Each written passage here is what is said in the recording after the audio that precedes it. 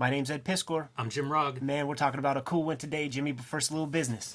Yes, Street Angel. My two Street Angel collections, I want to call attention to the hardcover is out of print. So you may still be able to find one at your comic shop or online, but we sent out the last copies from the publisher to the distributor this week.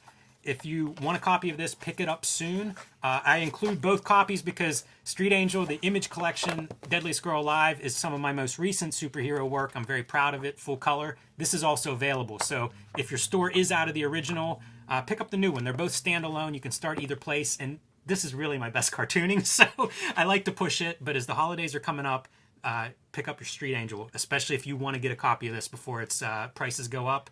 Because we don't have any more. Jim, that's all well and good, but what are you working on now? Patreon.com/Ed Piskor. Serializing my current comics project up there for the early adopters right now. Red Room is live. Issue 1 is completely on there. I serialize strips every Tuesday. We're well into issue number 2. $3 get you it all, man.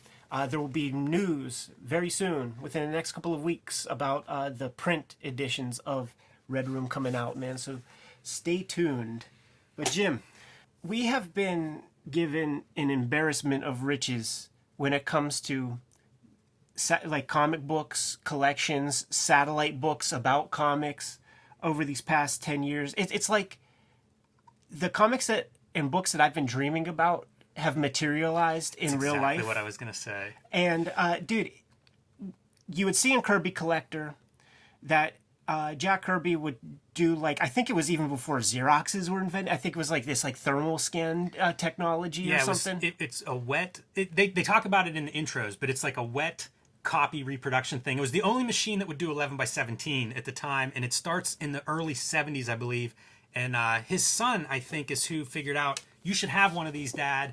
Copy your pencils. You know, living in California, shipping originals here and there, whatever. So he starts archiving all of this stuff with photocopies, very, very early photocopies. And whenever I first saw Jack Kirby Collector with those reproductions, I dreamt of this book. I know, right? And what we're looking at is the pencils juxtaposed with the inks for the Demon #1, Kamarandi #1, and OMAC #1. OMAC #1, personally, that is a story that made me the Kirby fan. That was the one that I understood. You know, I'd seen some Kirby, but it was a little bit weird. OMAC was the one that really brought me in. And then, like, Kamarandi, it's just beautiful, as we're going to see as we flip through. And, Ed, you keep flipping, but I want to talk about the intro materials just briefly as we go through. Yeah, what do we got in there? One is an intro by Mike Royer, who inks this stuff and did a lot of the inking of Jack Kirby in the 70s. They both lived in California. The way... Kirby wanted an inker that could do all of his work, ink and letter it, so it would look consistent, and that was local. Alex Toth connected Mike Royer to Jack Kirby, and boom, you know, they start their relationship. So really cool to get Mike Royer weighing in on this experience. And one thing he talks about is he did not view himself as an embellisher. He was there to finish Kirby's pencils, which he thought, he was surprised other inkers didn't approach that way. And Royer is my favorite Kirby inker for that reason, and you see it in these comparisons where he's very true to the marks Kirby's making. He gets knocked for those reasons. Mm-hmm. I think that your favorite Kirby inker depends on what work you start reading with. Right. And I could defend lots of Kirby inkers. You know, it all looks pretty good. Most of it looks pretty good. This just happened to be the stuff that I came in contact with first. But it's cool to hear Royer talk a little bit about that. And, you know, I don't read a lot about Kirby's influence on who the inker is or how the finished pieces work. This is one of those instances where he did have some of these ideas. You know, he was going to DC, he was his own editor, and this is what his vision was. Royer fulfilled that vision, so pretty cool there. The other piece of intro is from the Kirby Museum, and they talk about their digital archive project, which is archiving as many pages of original Kirby art and pencil reproductions as they can. It's just cool that those kind of projects exist. You can find that online and see a lot of this work and a lot more of this work. Very awesome. Yeah, shouts to Rand over there, man, for doing a comic lord's work, man. And just going through this, like, take a look. Like, this is auteur comics, man. This is a single hand writing, drawing, and lettering these comics. You know what I wondered reading this? Is this the extent of the script that Royer's getting? I can't picture Kirby, like, typing out a script for this stuff, right? I know, right? So, like, does Royer then have to, like, write that down and then erase it? Mike, how did this work? I do love seeing this though, and that is, it does recall the early Kirby collector days for me. That was when I first saw Kirby pencil reproductions, and I was shocked by how detailed they were. Because a guy that's producing as much work as he produced, I assumed these were like loose sketches that barely made sense. No, they're all there. They're fully drawn, Super detailed. tight. Super tight pencils, man. These were comics whenever I started finding like back issues I could afford and stuff. These were comics that I bought all as back issues because they were affordable Kirby. You know, 20 years ago, I could get these for a couple of bucks for a #1 issue. So it's really great that this is what's reproduced. These are very personal for me. This is a cool sequence where he had drawn one page too many. Right. And so they had to go through and trim that down. And it shows like out of these 2 pages, which panels are used in the final. I love this panel. It gets cut, but I just think that guy's head is really cool looking. Yeah, and you can see the little paste ups on this paper to sort of to make it work. That's probably, I think, the only page of that. Your break. Yeah, I think it is. There's your breakdown though of like which panels come from which page to make the final piece. If OMAC's one of your heaters, man, we're gonna have to do that on the channel.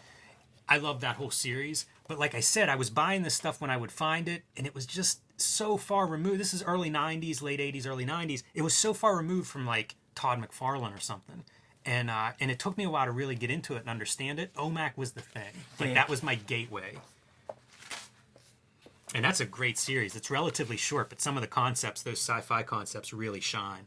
What I'm looking at here is just seeing like where Kirby's like using a straight edge and not, and Royer like exclusively uses a straight edge on things that have straight edges, so he's doing a little extra work there.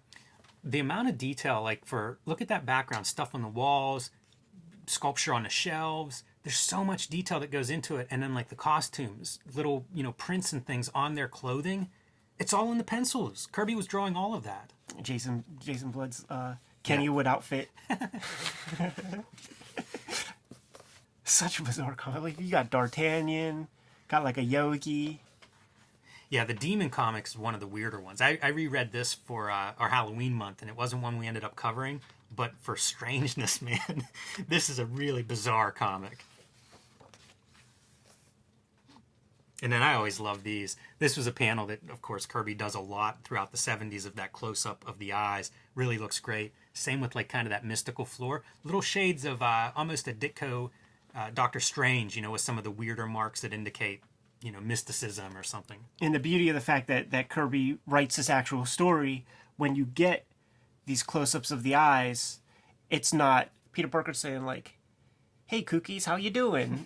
or, just like goofball Stan Lee talk. Like, he did it for effect, and he wrote the dialogue that is being said there so that it's not incongruent. Like, I could do a top 10 list of incongruencies in the Lee Kirby collaborations with that exact kind of panel motif.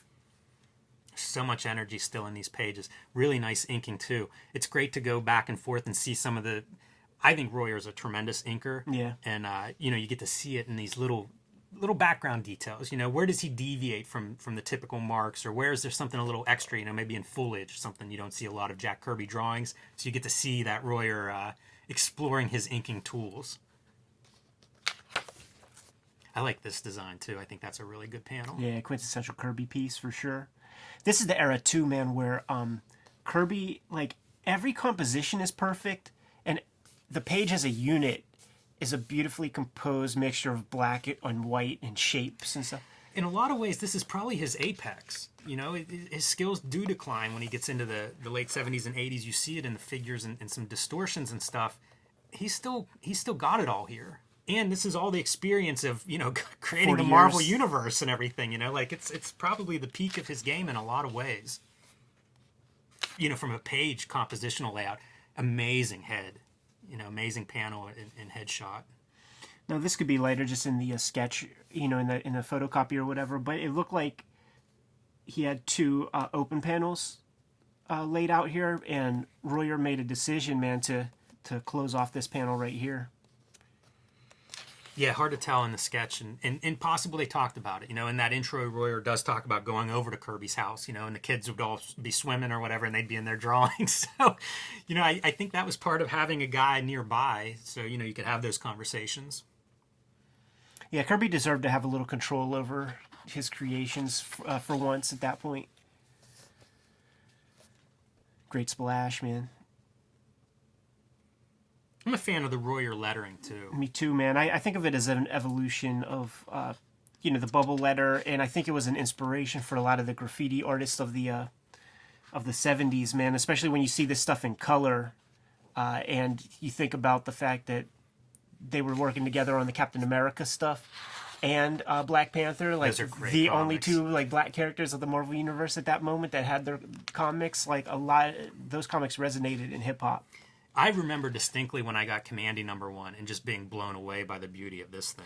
2-page spreads, the great covers, really gorgeous artwork. And they all have these intros that were written by Kirby in each issue. Those come at the beginning of the chapters, so you get that reproduced in this book as well. Yeah, that's great. The color on that first Kamarandi cover on that oxidized Statue of Liberty is like amazing. Yeah, great iconography too of the Statue of Liberty, underwater. This is amazing, and in a weird way, it works now as well as it probably, maybe better than it would have worked in the 70s, the idea of rising seas and things. When, like, nowadays, like, what people would do is, like, take a photo and just trace it off. Yeah. And it would kind of look a little static, barely look like the artist's hand. He Kirbyfies this, man. Dude, the water's amazing. The sky and the clouds, just gorgeous. Yeah, let's just take a look and see what Kirby did. You know what? I don't think they have it. Photocopies of the pencil's not available. Oh, what a bummer. The 2-page spreads, there aren't photocopies. And I guess Kirby just didn't think, I'll photocopy half the page and half the page, or if he had taped pages together. I don't even know how he made 2-page spreads back then. Yeah. I've never seen one of those in person, but, yeah, it's kind of unfortunate. But, boy, those inks shine. Yeah, they do. Yeah, like Kirby Crackle on the water. Yeah. Who would think that could work? Yeah. The whole Kamarandi run I celebrate. Mm-hmm. He gets late in that run. It goes a little bit longer than some of his other DC titles of that time period. There are some beautiful late Kirby Kamarandi issues. I love them all. I don't think I've ever read the series in order. Yeah, I haven't either. So what I would do is you could always find these under the stairs at Ides for like a quarter. And there's plenty of these things in print. And so I would just as I scooped them up, I would read them. And with no context of what came before or after. And they are a fucking wild ride, man. Like, there's that one where that talking dolphin is in love with him, and then she dies. Breaks your heart, man. They read so well as single issues. Yes, this they was do. a time period He's great where at comics that. were written that way, and these are like little adventure comics with wild characters. And he gives you a full meal in that single issue. He's perfect at that. Yeah, these could be an episode of a cartoon or something. They're great reading at night. Like, read one issue of a comic, any of his Kamarandi issues will do. Great fight sequence, man. Well choreographed. I like seeing the stuff too that Kirby indicates, like the rough lettering, and then you get to see how do these get interpreted as sound effects, because they're really strong. Like, those both look great, and you can see it's Kirby's just indicating what the letters are, not at all how they're how you draw them. And once again, as Royer being what was he's not an embellisher, he's a what? Finisher. Yeah, like literally, I'm counting the T's, and it's all accurate. Though he did add an exclamation point. Look how different he goes with like that word balloon shape. Yeah, Love he called it, an man. audible. Good for him. I really like his lettering through these.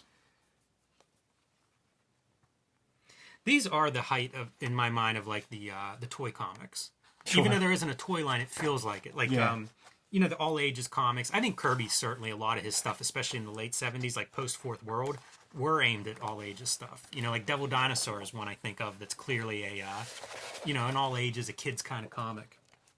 And I think if you look at it that way, they're very lovable comics. OMAC in the back there. Look at the heavy hand on that ink, man. It feels like Bruce Timmish. Man, I love the OMAC stuff. This would have been the one that maybe isn't totally a kid one. It's kind of like, it's sci-fi, it's action. This was right up my alley because I probably found it when I was 12 or 13. Is this your issue? Is this your love issue? I don't think so. I don't think so either, but it's funny. I have a confession, man. I never read OMAC, dude. Shit! We need to do that. We need to cover that. It's a fun read. Yeah, I look forward to that, man. And Shit, Ed, if you guys can get your hands on this, you'd be a better cartoonist for it. What a cool book. It even has like the very back matter, the iconic silhouette of Kirby at his drawing table. It's a really well done book. Very nicely put together, but definitely one of those things like, I dreamt my whole life for this thing, Yeah. you know? These used to be those morsels that you just couldn't find this anywhere, and to get it all 3 complete issues, pencils and inks. Nice crystal clear reproduction, compare Yeah. and contrast. How to draw comics the Kirby way. Couldn't have said it better, Jimmy, man. Let's get out of here, dude. Kayfabers, like, follow, subscribe to the YouTube channel. Hit the bell. We'll notify you when the next vids are available. Street Angel. The first book is out of print, selling out quickly. The image book of Street Angel collection is out there in stores now. Get your hands on it ASAP. And don't forget about October on it either, man. That's on Comixology and in comic stores. Patreon.com/Ed Piscors, where I'm serializing my current Red Room comics. Issue 1 is up there right now. Issue 2 is being told as we speak, and new strips come out every Tuesday. $3 gets the archive on that.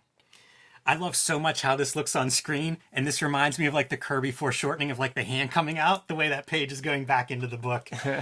You guys can subscribe to the Cartoonist Kayfabe e-newsletter at the links below this video to keep up with everything that we're doing. You can pick up Cartoonist Kayfabe t-shirts and merchandise at the links below this video, and the week of November 20th to 26th, use Kayfabe free ship whenever you buy that merch, and you will get free shipping on any of your orders. Give them a couple marching orders. Let's get out of here, Jimmy. Read more comics.